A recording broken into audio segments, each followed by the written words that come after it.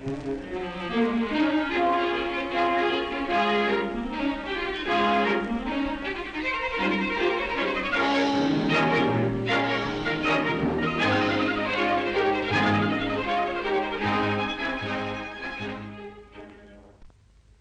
is a factory in the heart of industrial Britain, a planned response to the world's demand for bicycles. This huge organization is controlled from the administrative offices. A most important one is the drawing office, where a bicycle starts its life. We'll go into the chief designer's office and hear him tell two visitors just how a bicycle is made. I could go miles and miles on one of these, Father. So you should. There's 100 years of bicycle manufacture behind that model. It's our latest type. Strong, reliable, yet light in weight. Rust and weatherproof, comfortable to ride and easy to steer. I'd like one of these, Father. Well, I could do a good many miles in it myself, even at my age. Further than you could on that? Listen, I'm not quite as old as all that. But this was used in my great-grandfather's day. Yes, that's the old penny farthing of 100 years ago. Now, this one was used not so very long ago. It was called a safety model because both the wheels were the same size, and the rider sat balanced between them and nearer to the ground. And to think that from these old machines you've got this up-to-date model. Yeah. Now, this is the design from which our latest model is built. Every part is first carefully drawn out in the greatest detail so that the plans can be given to the foreman in charge of each stage of production. We have some of them here. Well, I'd like to know how you turn all these lines and circles on paper into a finished bicycle. Well, but before we can do that, we must have the right materials from which to make it. Let's look in the factory and see for ourselves. Here is the raw material from which our bicycle is made. Steel is used because it is both strong and light in weight.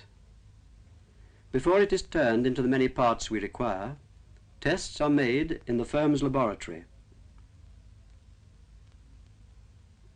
In this apparatus, a sample of the steel is being submitted to great heat to ensure that it is of the high quality required and that it will stand up to the strain of manufacture.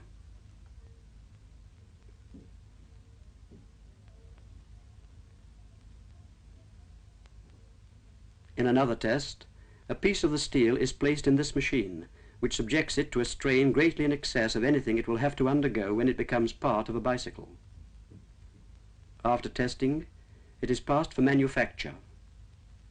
The steel can now be made into the many different parts of our bicycle, each requiring the greatest skill in manufacture. I see. The frame is the basis to which all the other parts will be attached. So let's see how it's made.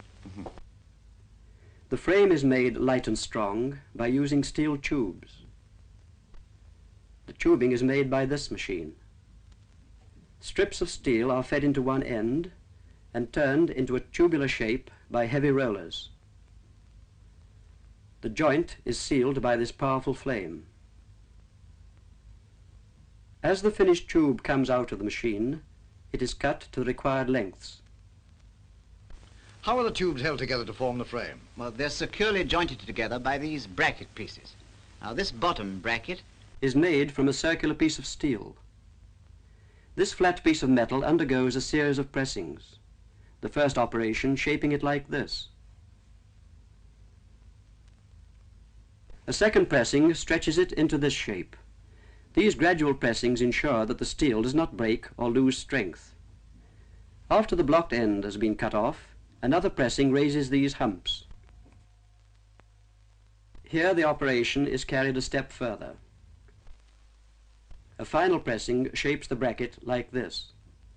By this method, the bracket is made free of joints, thus ensuring lightness and strength. Other pieces are now pressed into the bracket.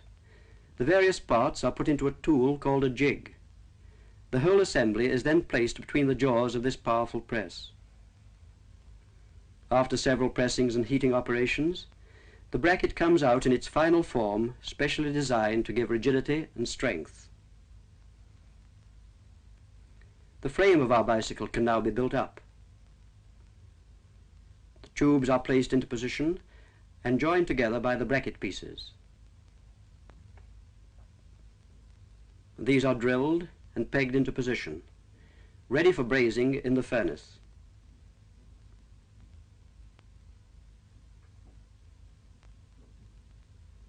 In the furnace, the frame is subjected to great heat after treatment in the furnace, the frame is placed in this holder to cool.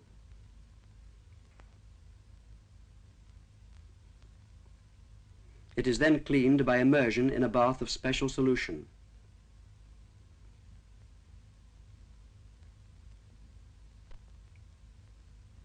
The surplus brass used during the brazing is removed by dipping the frame in a second bath. In this bath, an electrical process cleans off the brass without damage to the steel frame. Well, I never thought so much care and trouble were required in the making of a bicycle frame. I suppose this part here... There's a front fork. Yeah, this part is assembled in much the same way. Yes, it's built up with steel tubes, but the joints are welded in a different way from those on the frame. Why is that? Well, the front fork has to take all the knocks from rough roads, so its joints must be made extra strong. The front fork is designed in one piece to add to its strength. The extra strengthening of the fork is effected by treatment in the furnace.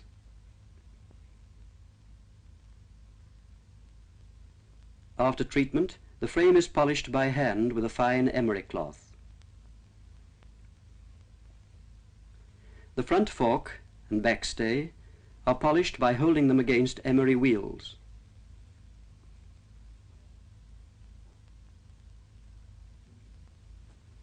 This careful polishing ensures that when the enamelling is done, the enamel will go on evenly and smoothly.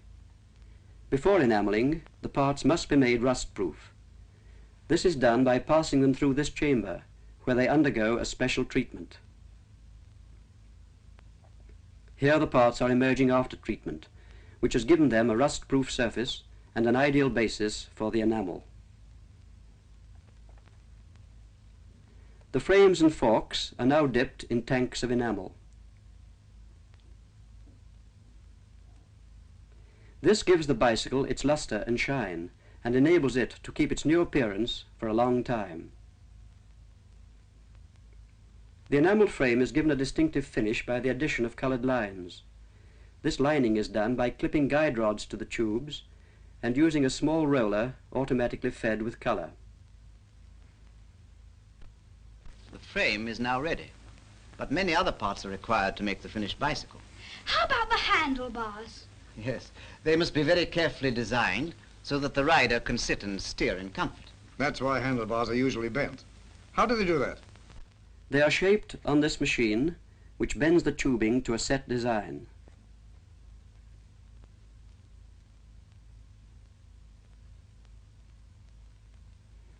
After bending, they are plated, a process effected by submerging the handlebars in a vat containing a solution through which an electric current is passed.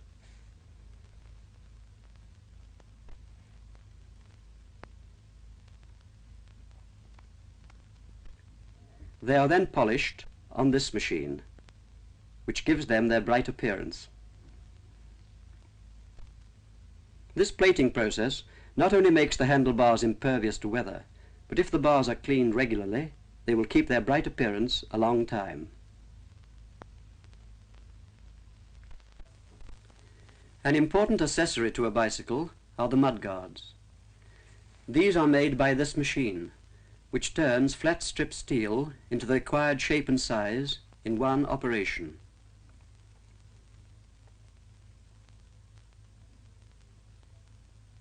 The stays which hold the mudguards to the bicycle are electrically welded on. Quite a lot of operations, aren't there? Yes, but various small parts of our bicycles, such as hubs, chain wheels, and pedal cranks, still remain to be made. Here, red-hot bars of steel are being forged.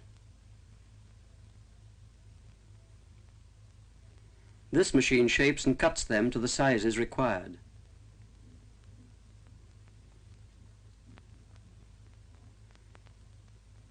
Here is a roughly forged pedal crank. Before it is ready for the bicycle, it must undergo many operations. Provision is made here for the crank spindle hole.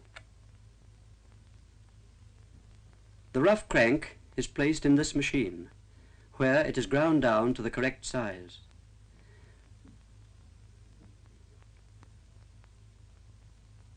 When the machine is set in motion, a special fluid is poured on the crank as a lubricant and cooler. After the face sides have been ground, the crank spindle and cotter pin holes are bored. These machines are automatically set for this purpose. Here are the holes which have been bored.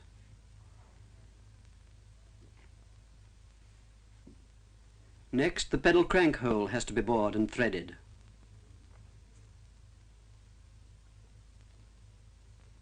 The gear wheel, which carries the chain to the rear wheel, is made from a flat piece of steel. First, it is pressed like this. A second pressing gives us this. A third, this. It is then clamped into another machine, which cuts out the teeth on which the chain will ride.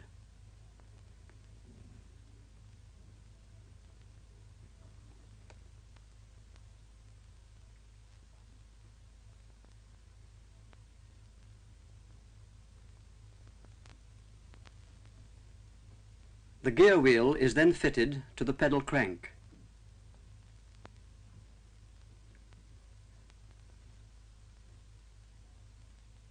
Here we see the combined unit fitted to the bicycle. All the moving parts of our bicycle must work as smoothly as possible. So the moving parts, such as the wheel hubs, are filled with little steel balls and packed with grease to give effortless running. This worker can fill over 1,000 hubs in an 8-hour day. If a 3-speed gear is fitted, the teeth for the main part must be very accurately cut, so that they will work easily and without noise. The teeth of the cutter which makes this part are the same shape as the finished gear teeth, which are made by cutter and metal slowly revolving against each other. This results in the edge being cut into teeth, the finished job being like this. Certain moving parts of our bicycle must be made extra strong, so they are put into a container and covered with a composition of clay and sand.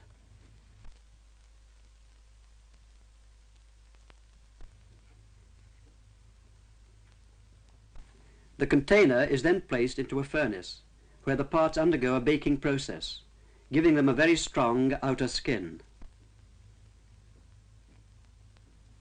As the container becomes white hot, the parts are hardened. The hardness of the skin is tested by these special machines, which record the amount of pressure the new surface will stand without breaking. Very interesting. How about the wheels? Oh, they're made up of many different parts. The hub, spokes, the rim. The building up of the wheels starts with the manufacture of the spokes, which are made from rustless wire. This machine takes the wire, forms and bends a head on one end, cuts it to length, and puts a thread on each spoke ready for fitting to the wheel. The spokes are first fitted to the hub, and then laced into the rim.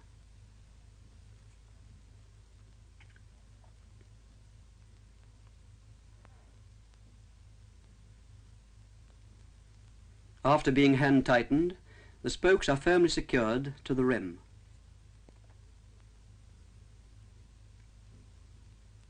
When this is done, an inspector makes sure that each wheel runs true. His indicator tells him which spokes require tightening or loosening. The tires are now fitted and blown up. These girls are so expert that they can fit a tire and a tube in 50 seconds.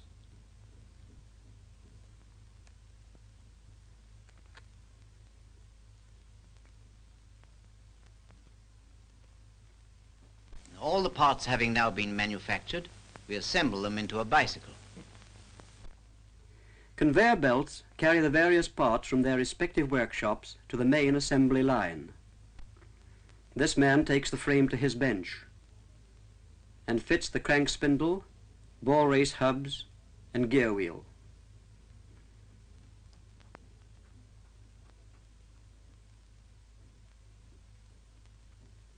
That done, the back stay is fitted.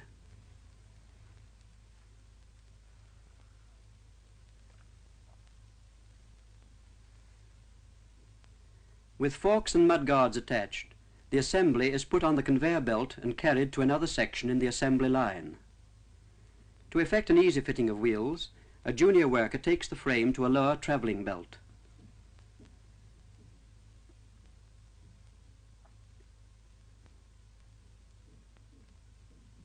The wheels are then fitted by skilled workers. Handlebars and brakes are the next additions, after which they are checked and adjusted. Each stage of the assembly is marked off on a progress card. The fitting of saddles and tool bags completes the assembly. The bicycle is now ready for its final inspection. It then goes to a clearing department, ready for dispatch to all parts of the world. These constant examinations are the manufacturer's guarantee of safety. So that's how a bicycle is made. Yes. Careful designing, reliable materials, and expert craftsmanship in every stage of manufacture turn out a British bicycle second to none. What about the other models? Boys' racing cycles. Ladies, the ones with the baskets in front. Like Mother uses for shopping. Well, those models are manufactured in the same way.